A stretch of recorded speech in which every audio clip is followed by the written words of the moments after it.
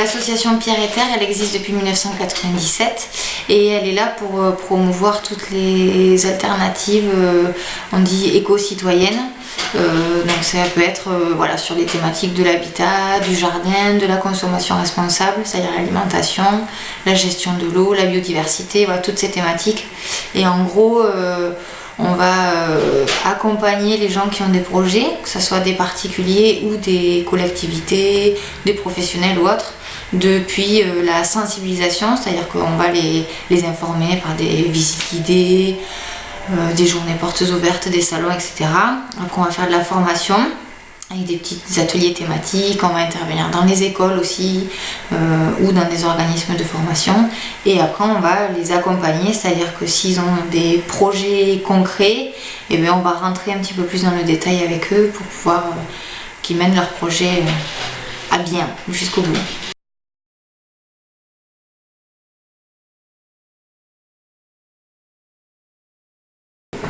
Donc, je m'appelle Fanny, j'ai bientôt 25 ans et je suis en service civique à l'association Pierre et Terre à Riscle dans le Gers. Alors moi je suis Anaïs, je suis technicienne habitat et assainissement ici à l'association. Ça fait à peu près 2 ans et demi que je travaille là. J'accompagne justement les gens qui ont des projets, les particuliers, les collectivités, tout ça, plutôt sur la partie réalisation.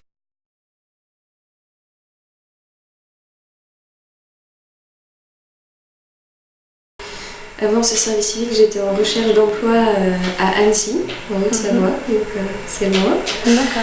Voilà. Et avant ça, j'ai fait des études d'ingénieur généraliste au mine de Douai, dans une spécialité qui s'appelle bâtiment énergie positive. D'accord. Et je cherchais un emploi principalement en association ou en collectivité pour travailler voilà, sur le bâtiment durable.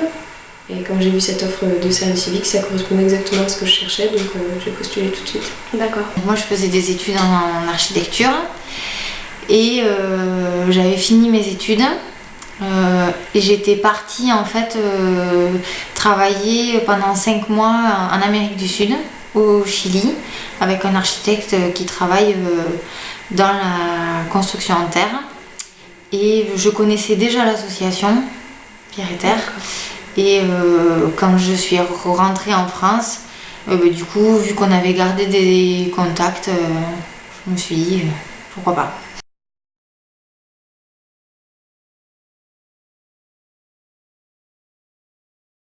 Mais dans le cadre de ma recherche d'emploi, en fait, je cherchais un emploi. Ouais. Et j'avais l'âge requis pour faire le service civique et il était posté sur les sites directement de recherche d'emploi. Donc je suis tombée là-dessus un peu par hasard, je connaissais pas le dispositif. Du coup, moi j'avais des amis qui avaient déjà fait des services civiques, des copines architectes qui avaient déjà fait des services civiques. Et surtout, ce qui était intéressant ici, c'est que la Pierre et Terre voulait prendre un service civique, puisque j'étais la première service civique de Pierre et Terre. Et moi, j'avais envie de faire un service civique. Du coup, on a pu monter le projet pour la première fois ensemble.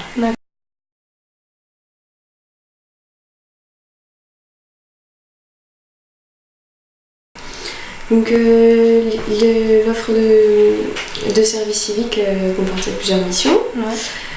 Ma mission principale, c'était la rédaction d'un guide de la rénovation en habitat sain et écologique. Donc c'est vraiment sur le volet rénovation de l'habitat sur lequel on travaille ici à Pierre et Terre. Ma mission secondaire, c'était développer un outil pédagogique donc, pour travailler avec les cycles 3, primaire, collège, sur l'habitat écologique aussi. D'accord.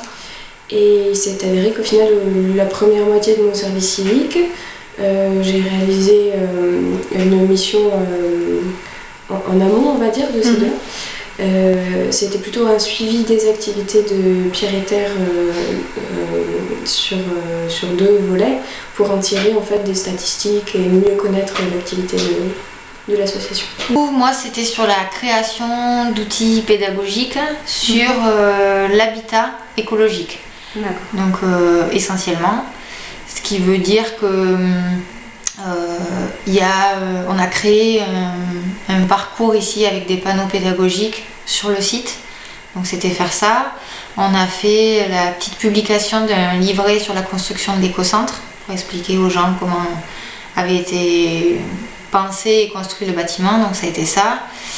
Plus après, ils m'ont permis de monter un cycle d'animation sur la construction en terre avec l'animatrice de l'époque qui était là.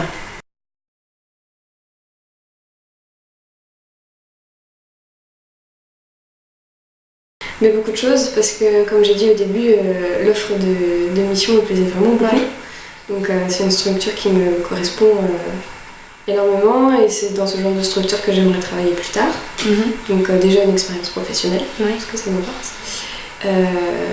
Et puis beaucoup d'intérêt personnel et professionnel pour toutes les activités qui se déroulent ici. Voilà.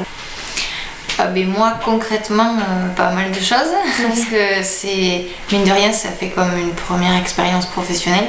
Je pense que ça dépend dans la structure dans laquelle on tombe, mais quand on nous laisse faire pas mal de choses, qu'on peut prendre des initiatives et tout ça, je pense que ça permet de prendre confiance en soi et d'arriver à aller d'un projet de sa conception jusqu'à sa réalisation. Donc moi ça m'a apporté ça, travailler en équipe avec d'autres personnes qui font pas forcément la même chose que nous, et puis du coup moi ça m'a quand même apporté de bien connaître cette équipe là avec laquelle je travaille aujourd'hui.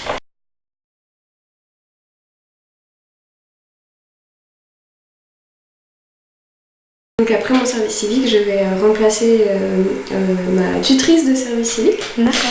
Qui part en congé de maternité, donc pour un CDD. D'accord. Voilà.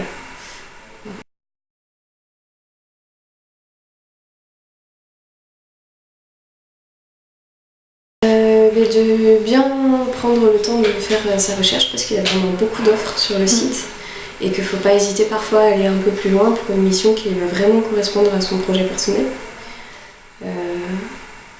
Voilà, il faut se lancer. C'est des bonnes expériences, je pense.